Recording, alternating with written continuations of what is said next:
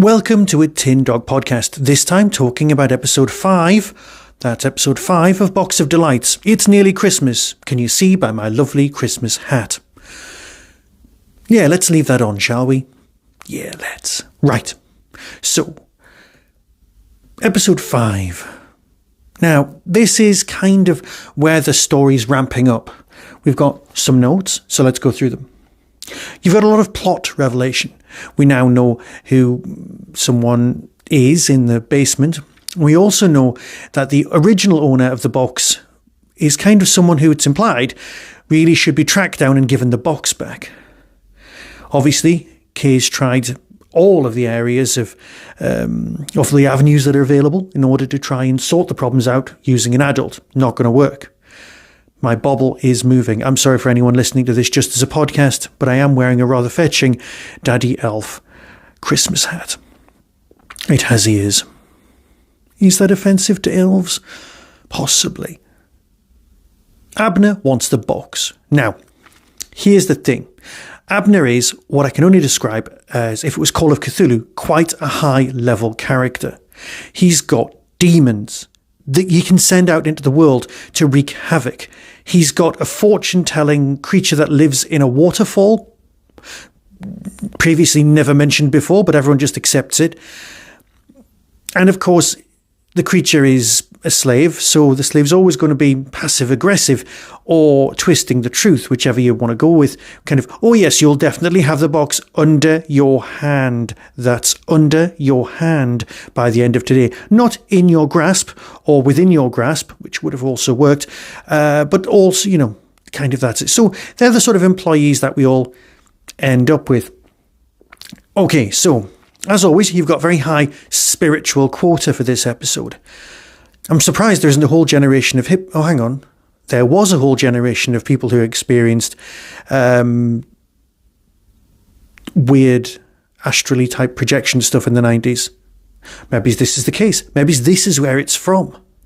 This is the root cause of the New Age beliefs that we sort of were so permanent in the 90s and early noughties. A lot of people believing in the Herne the Hunter, the Green Man, turning away from classic Christianity religions, and then maybe it all gone into their heads at a very early age. Is that what this is responsible for? Oh, right. It's set in 1934.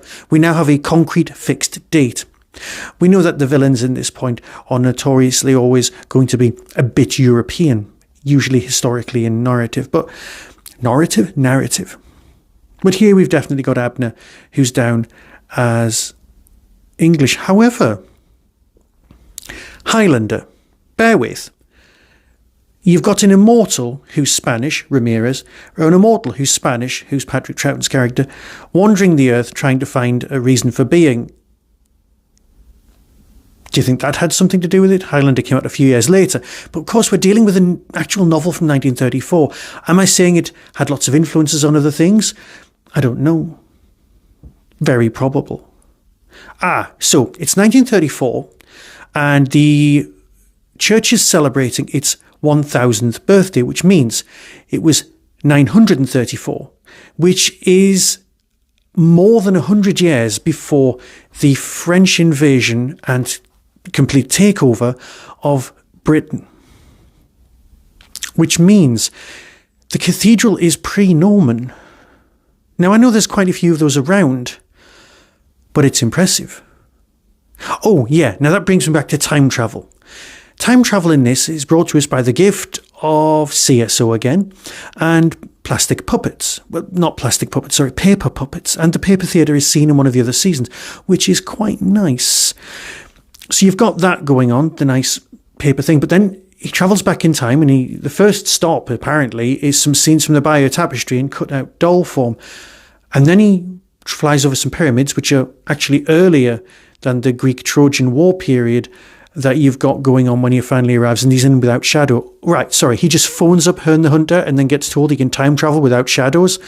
Yeah, this is all quite deep stuff, and very impressive, genuinely.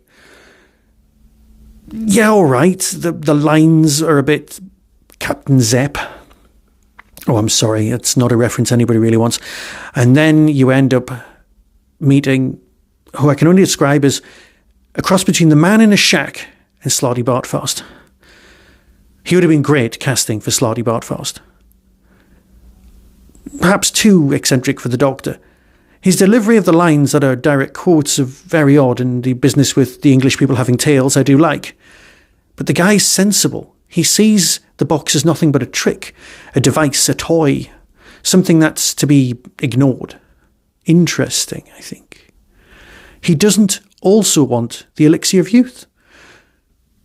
Now, if you're Abner, and you've got the man who has the elixir of youth in your basement, trying to get hold of the box, you've got your priorities wrong.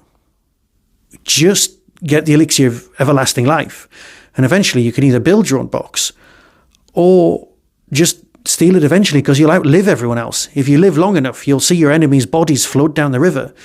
Is that the art of war? Possibly. Patricia Quinn's betrayal and the diamond business, well, that was foreshadowed. But does he really want all of those gems? I suppose he does. He is quite greedy, and he does want, well, it's ridiculously large amounts of worth in all of those gems. And he's talking about retirement, but greed is always insatiable. You never work out exactly how much money you need, achieve it, and then stop. That's not how greed works. So perhaps that's what makes him a true villain. Episode 6 is beckoning, so I'll say farewell and speak to you very soon. And Merry Christmas. Perhaps tomorrow I'll wear a different Christmas hat.